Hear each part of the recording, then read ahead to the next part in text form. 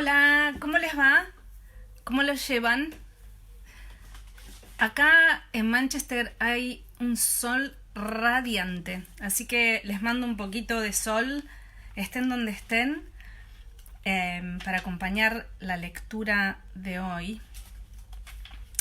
Hoy vamos a seguir leyendo de ficciones de Borges. Vamos a leer un cuento que se publicó en 1941, o sea que piensen, hola Rosario, ¿qué tal? Piensen, bueno, si quieren pueden pensar un poquito en contexto. Y hablando de contexto, una de las cosas que me gustaría comentarles, o sea, en general es importante para mí que cada uno reciba la lectura como la recibe, como quiera, como se sienta el día de hoy. Es decir, nuestra lectura del relato va a depender de cómo estemos hoy, de todo lo que traigamos al momento de hoy, al momento de la lectura. Pero en general venimos interrogando un poquito la realidad con los relatos que hemos leído hasta ahora.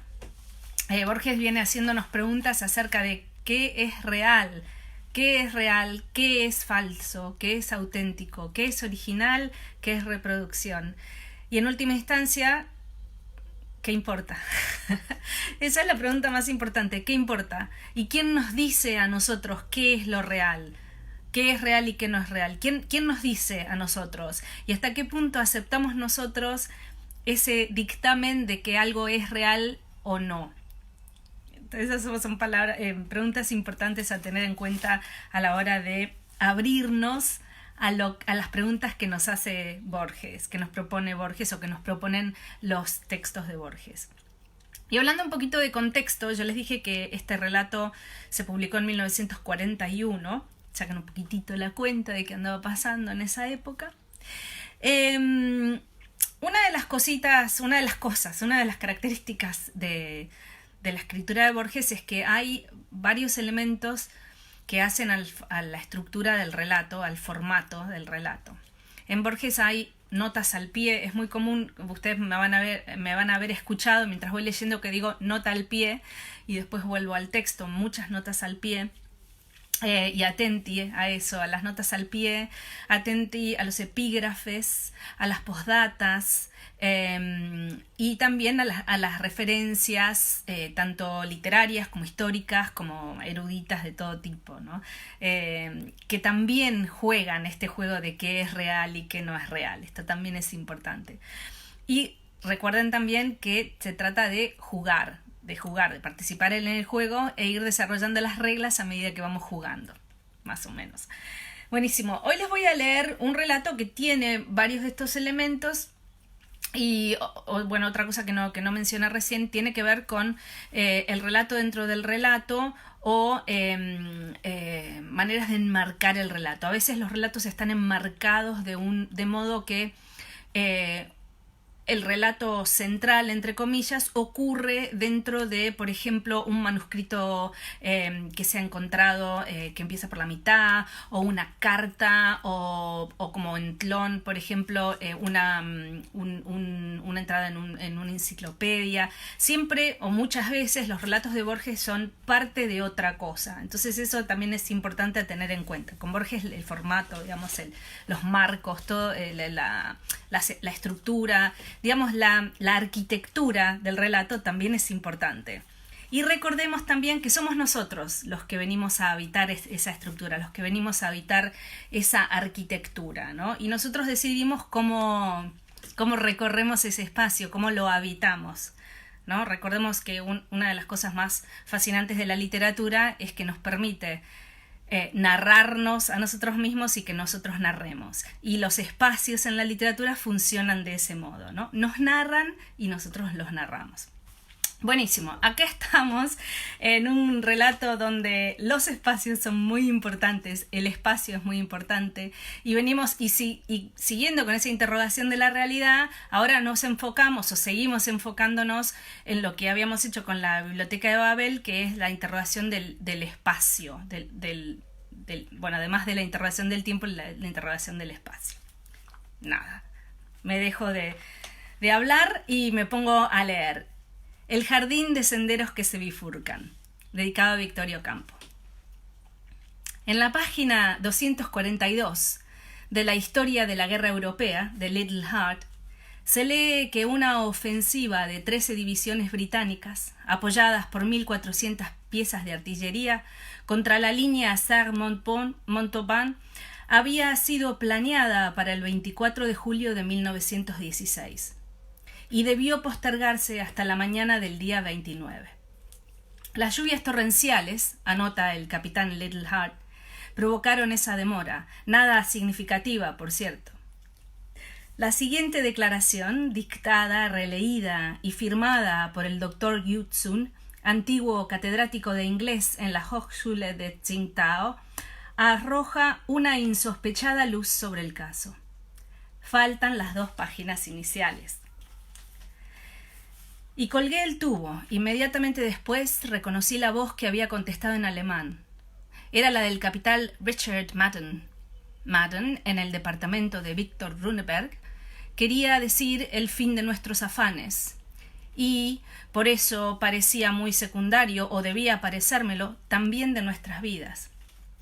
Quería decir que Runeberg había sido arrestado o asesinado, nota al pie. Hipótesis odiosa y estrafalaria, el espía prusiano Hans Rabener, alias Victor Runeberg, agredió con una pistola automática al portador de la orden de arresto, capitán Richard Madden. En defensa propia, le causó heridas que determinaron su muerte. Nota del editor. Antes de que declinara el sol de ese día, yo correría la misma suerte. Madden era implacable. Mejor dicho, estaba obligado a ser implacable. Irlandés a las órdenes de Inglaterra, hombre acusado de tibieza y tal vez de traición, ¿cómo no iba a abrazar y agradecer este milagroso favor? El descubrimiento, la captura, quizás la muerte de 2 agentes del Imperio alemán. Subí a mi cuarto. Absurdamente cerré la puerta con llave y me tiré de espaldas en la estrecha cama de hierro. En la ventana estaban los tejados de siempre y el sol nublado de las 6. Me pareció increíble que ese día, sin premoniciones ni símbolos, fuera el de mi muerte implacable. A pesar de mi padre muerto, a pesar de haber sido un niño en un simétrico jardín de Haifeng, ¿yo ahora iba a morir? Después reflexioné que todas las cosas le suceden a uno precisamente ahora. Siglos de siglos, y solo en el presente ocurren los hechos. Innumerables hombres en el aire, en la tierra y el mar, y todo lo que realmente pasa, me pasa a mí. El casi intolerable recuerdo del rostro acaballado de Madden abolió esas divagaciones.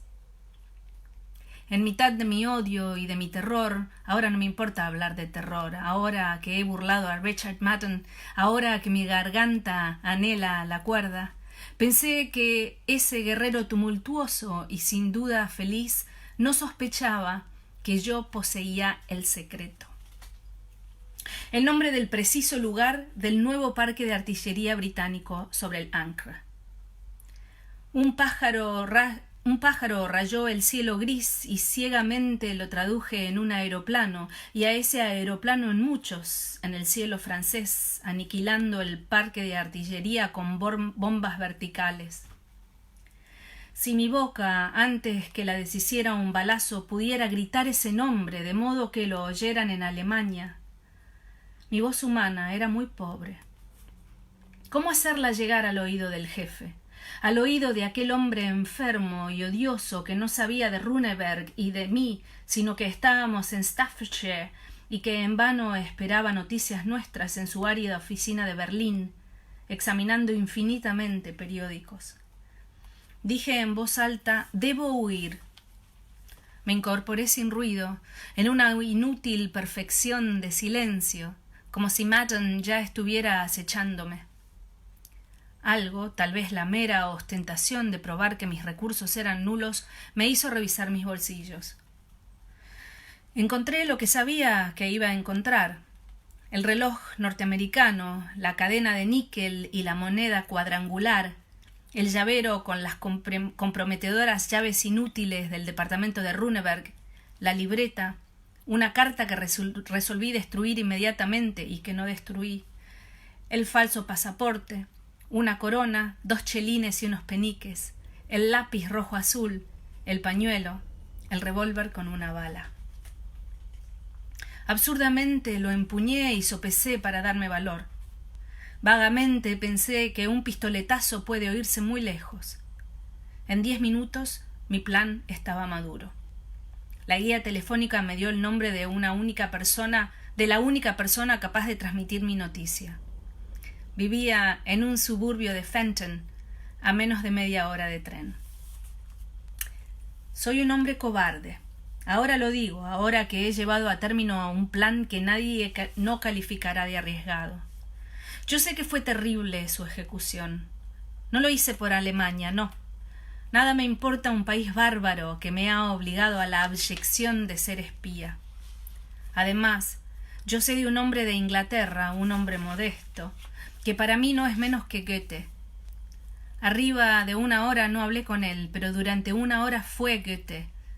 Lo hice porque yo sentía que el jefe temía un poco a los de mi raza, a los innumerables antepasados que confluyen en mí. Yo quería probarle que un amarillo podía salvar a sus ejércitos. Además, yo debía huir del capitán. Sus manos y su voz podían golpear en cualquier momento a mi puerta. Me vestí sin ruido, me dije adiós en el espejo.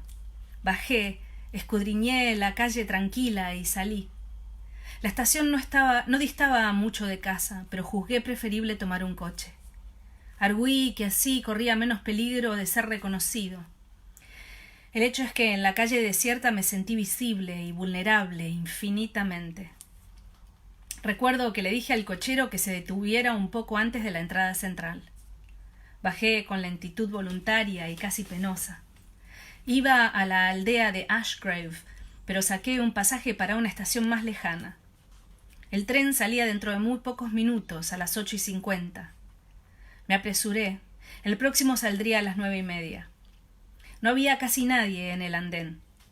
Recorrí los coches. Recuerdo unos labradores, una enlutada, un joven que leía con fervor los anales de Tácito, un soldado herido y feliz. Los coches arrancaron al fin. Un hombre que reconocí corrió en vano hasta el límite del andén. Era el capitán Richard Madden. Aniquilado, trémulo, me encogí en la otra punta del sillón lejos del temido cristal. De esa aniquilación pasé a una felicidad casi abyecta. Me dije que ya estaba empeñado mi duelo y que yo había ganado el primer asalto al burlar, siquiera por 40 minutos, siquiera por un favor del azar, el ataque de mi adversario. Arguí que esa victoria mínima prefiguraba la victoria total. Arguí que no era mínima, ya que sin esa diferencia preciosa que el horario de trenes me deparaba, yo estaría en la cárcel o muerto. Arguí, no menos sofísticamente, que mi felicidad cobarde probaba que yo era hombre capaz de llevar a buen término la aventura. De esa debilidad saqué fuerzas que no me abandonaron. Preveo que el hombre se resignará cada día a empresas más atroces. Pronto no habrá sino guerreros y bandoleros. Les doy este consejo. El ejecutor de una empresa atroz debe imaginar que ya la ha cumplido. Debe imponerse un porvenir que sea irrevocable como el pasado. Así procedí yo, mientras mis ojos de hombre ya muerto registraban la afluencia de aquel día que era tal vez el último, y la difusión de la noche. El tren corría con dulzura entre fresnos. Se detuvo casi en medio del campo. Nadie gritó el nombre de la estación. ¿Ashgrove? Les pregunté a unos chicos en el andén. Ashgrove, contestaron. Bajé. Una lámpara ilustraba el andén, pero las caras de los niños quedaban en la zona de sombra. Uno me interrogó. ¿Usted va a casa del doctor Stephen Albert? Sin aguardar contestación, otro dijo: «La casa queda lejos de aquí, pero usted no se perderá si toma ese camino a la izquierda, y en cada encrucijada del camino dobla a la izquierda».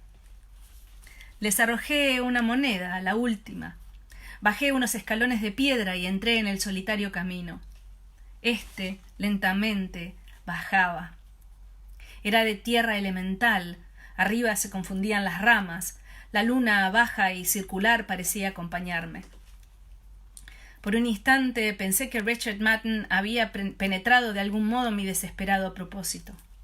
Muy pronto comprendí que eso era imposible.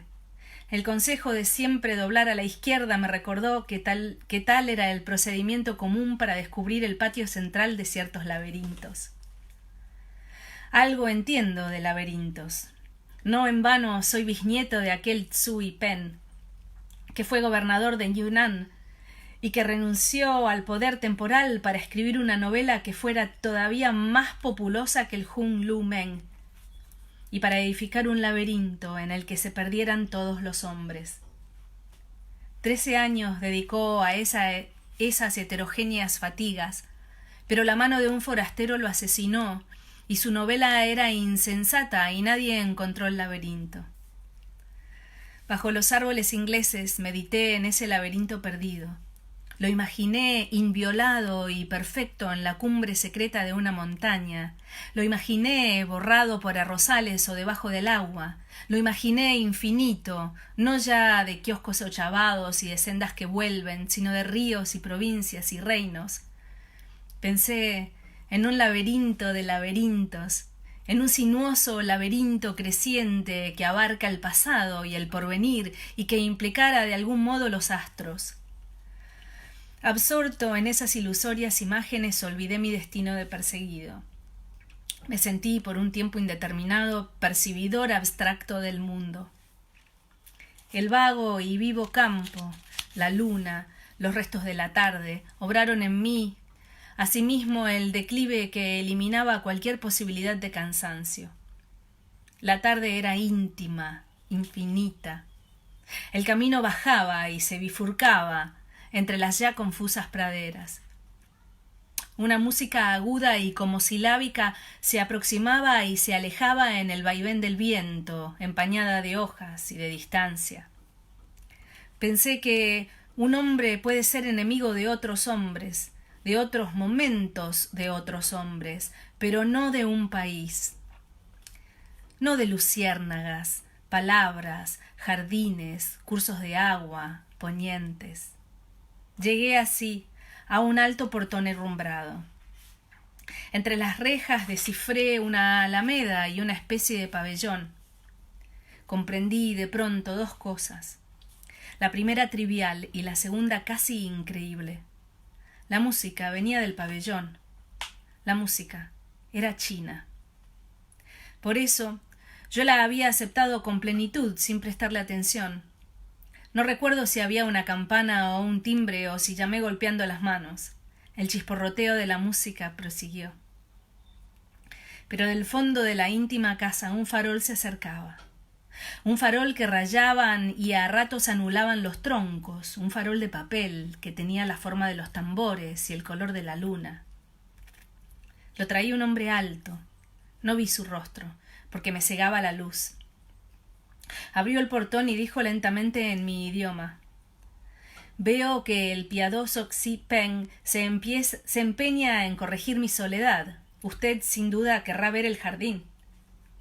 Reconocí el nombre de uno de nuestros cónsules y repetí desconcertado: «¿El jardín?» «El jardín de senderos que se bifurcan». Algo se agitó en mi recuerdo y pronuncié con incomprensible seguridad: «El jardín de mi antepasado Tsui Pen». «¿Su antepasado? ¿Su ilustre antepasado? Adelante». El húmedo sendero zigzagueaba como los de mi infancia. Llegamos a una biblioteca de libros orientales y occidentales. Reconocí, encuadernados en seda amarilla, algunos tomos manuscritos de la enciclopedia perdida que dirigió el tercer emperador de la dinastía luminosa, y que no se dio nunca a la imprenta. El disco del gramófono giraba junto a un fénix de bronce. Recuerdo también un jarrón de la familia Rosa y otro, anterior de muchos siglos, de ese color azul que nuestros artífices copiaron de los alfareros de Persia. Stephen Albert me observaba, sonriente. Era, ya lo dije, muy alto, de rasgos afilados, de ojos grises y barba gris. Algo de sacerdote había en él y también de marino. Después me refirió que había sido misionero en Tientsin antes de aspirar a ser sinólogo. Nos sentamos. Yo en un largo y bajo diván, él de espaldas a la ventana y a un alto reloj circular. Computé que antes de 1 hora no llegaría mi perseguidor, Richard Madden. Mi determinación irrevocable podía esperar. Asombroso destino el de Tsui Pen, dijo Stephen Albert. Gobernador de su provincia natal, docto en astronomía, en astrología y en la interpretación infatigable de los libros canónicos, ajedrecista, famoso poeta y calígrafo, todo lo abandonó para componer un libro y un laberinto. Renunció a los placeres de la opresión, de la justicia, del numeroso lecho, de los banquetes y aun de la erudición y se enclaustró durante 13 años en el pabellón de la límpida soledad. A su muerte, los herederos no encontraron sino manuscritos caóticos.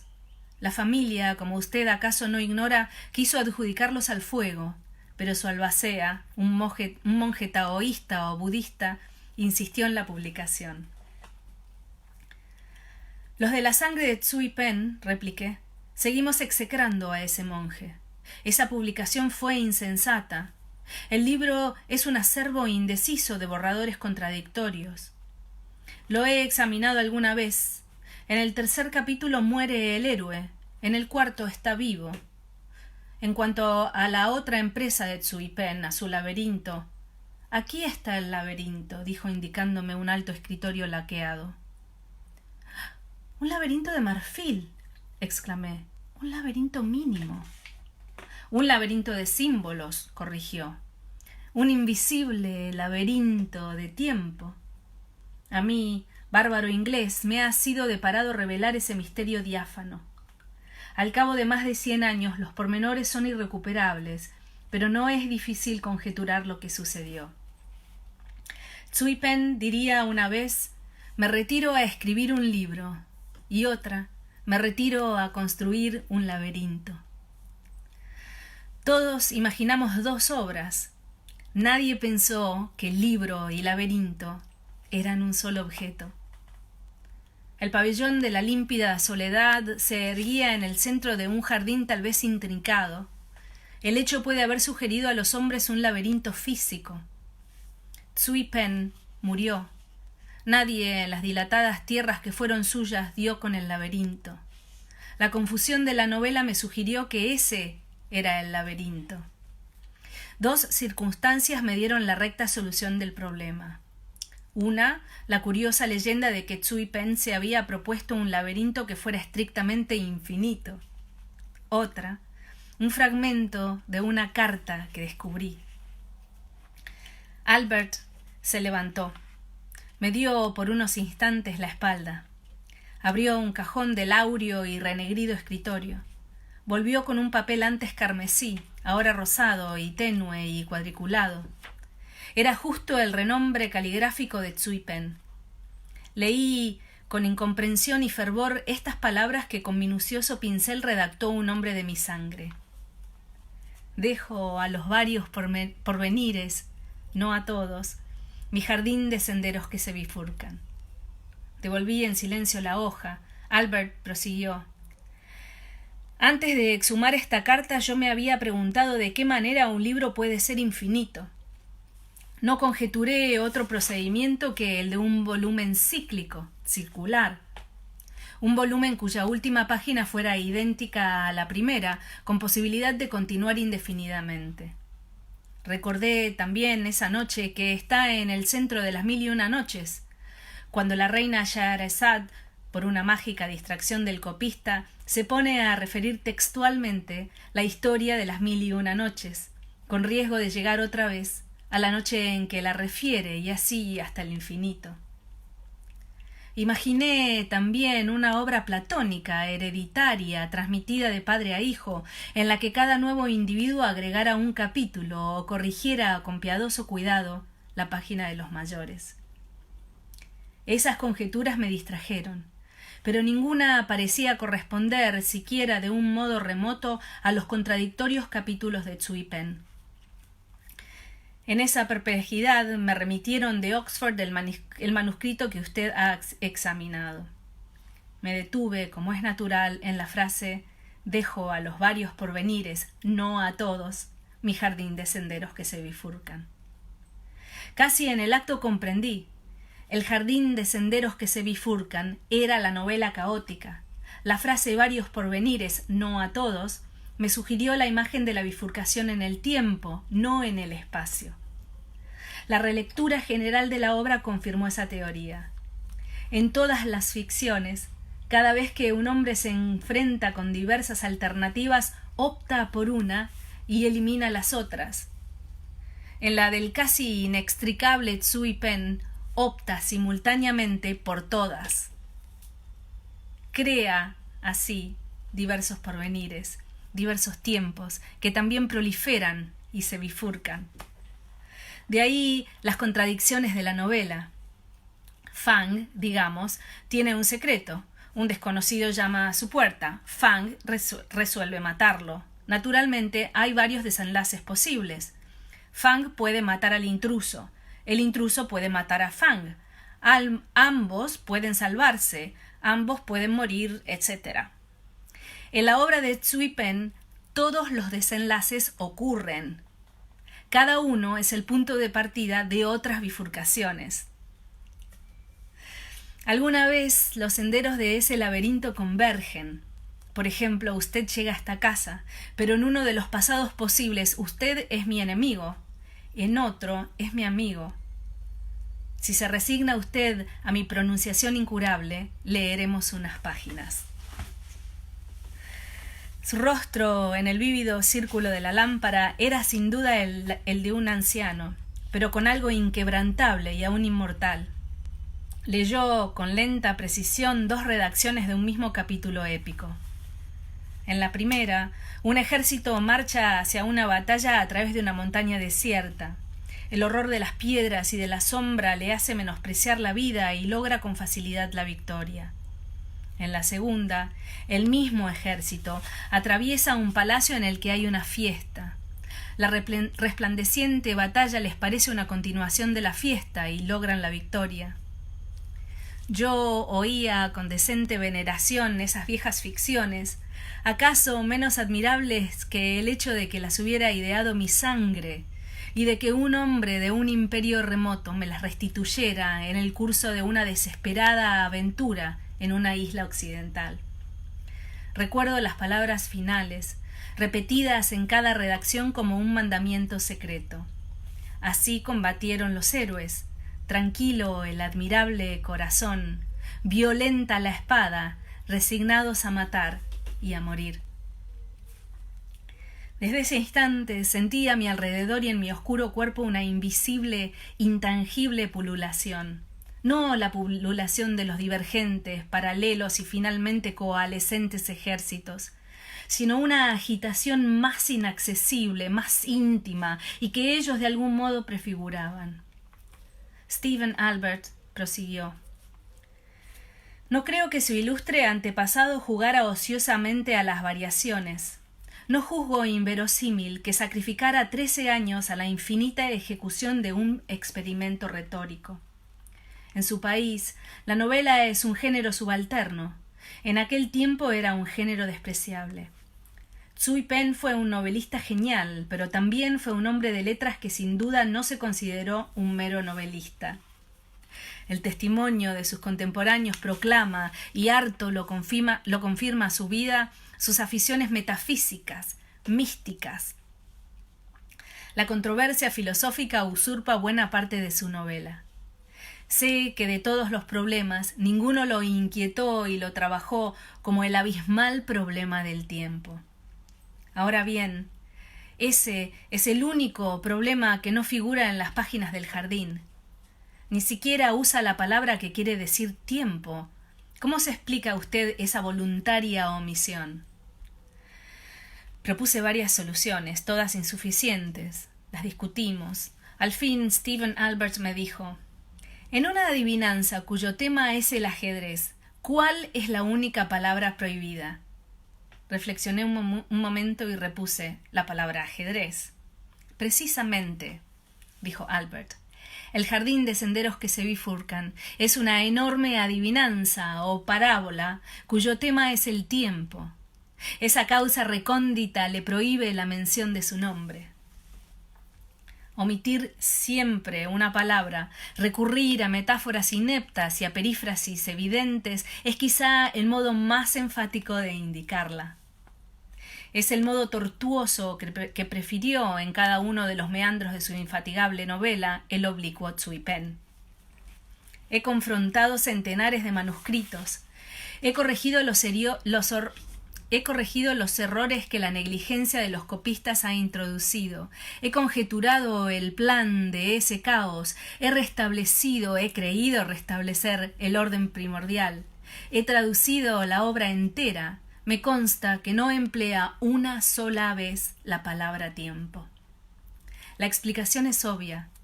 El jardín de senderos que se bifurcan es una imagen incompleta, pero no falsa, del universo tal como lo concebía Tsui Pen.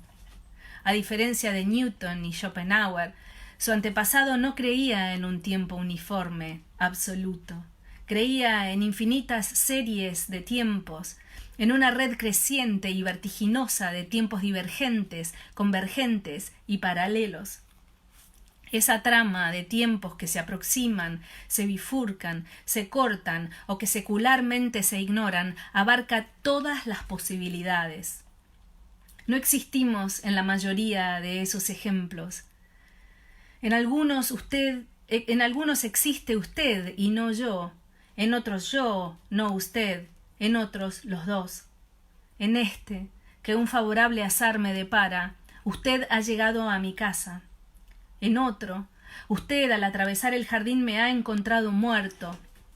En otro, yo digo estas mismas palabras, pero soy un error, un fantasma.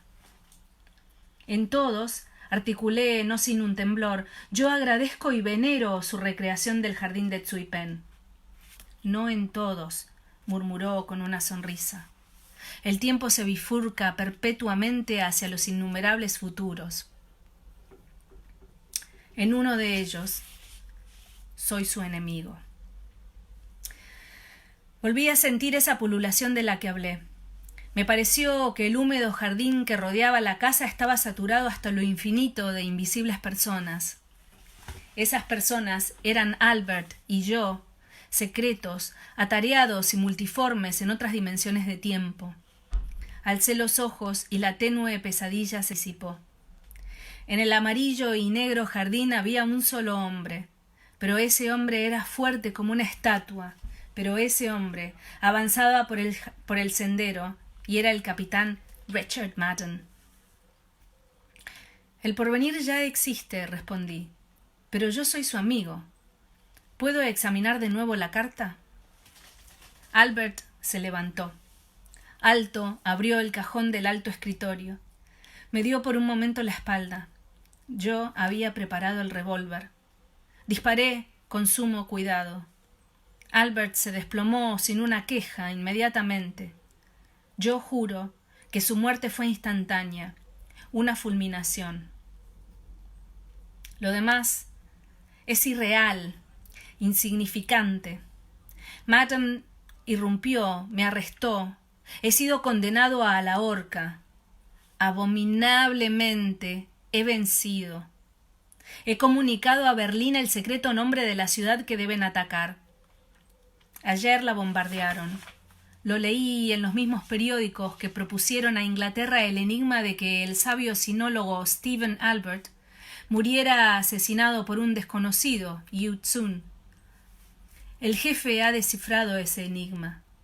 Sabe que mi problema era indicar, a través del estrépito de la guerra, la ciudad que se llama Albert, y que no hallé otro medio que matar a una persona de ese nombre. No sabe, nadie puede saber, mi innumerable contrición y cansancio. El jardín de senderos que se bifurcan, una de las cosas más hermosas que he leído en mi vida. Espero que lo hayan disfrutado. Cuéntenme, por favor, cómo lo recibieron, cómo lo leyeron, cómo lo interpretaron, cómo les impactó, cómo les pegó esta lectura tan rica, tan maravillosa, tan increíble. Es una lectura que, como lo que intenta decir, sigue reverberando, no cesa, existe para siempre. Gracias por escuchar.